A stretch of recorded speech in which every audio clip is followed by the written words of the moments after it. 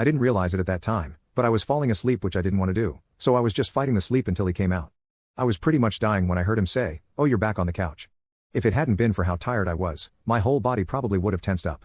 I felt the blanket go on top of me, then the stroke of his finger on my cheek. My heart was racing at this point. Then he moved my hair away from my forehead, and the moment I had been waiting for arrived. He kissed my forehead. I didn't realize just how much I missed his kisses, and the lack of sleep really added to this, but I ended up mumbling, "One more please." My heart dropped and I thought Jake was going to wake me up to confront me on this. To say I was scared and nervous was an understatement. Instead, he kissed me again. I ended up smiling like an idiot and he asked me if I liked it, to which I stupidly answered yes. He told me to rest and we'll talk about this later, and stroked my cheek again before leaving. When I woke up, I thought I had dreamt the whole thing, but maybe that was my coping mechanism for slipping up and letting Jake know I was aware of his kisses.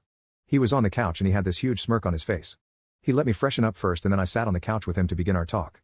He asked me if he liked the affection I was receiving, since he knows about my lack of affection growing up, or if I liked him because they were two completely different things. I was sure I liked him because he was always affectionate to me before and I didn't have these feelings for him back then. He then asked if I was weirded out by the kisses because even if he did them while I was awake, me being asleep changed things. I embarrassingly admitted that I was looking forward to them whenever I napped. He started grinning so much that it actually scared me for a second. He said he liked me too, but knows I never liked guys before, so he wants to take this slow. That was fine by me as long as we were dating. He officially asked me out on a date the next day and he's been giving me forehead kisses while I'm awake now. You can now check if there is a part 3 by pressing share and more.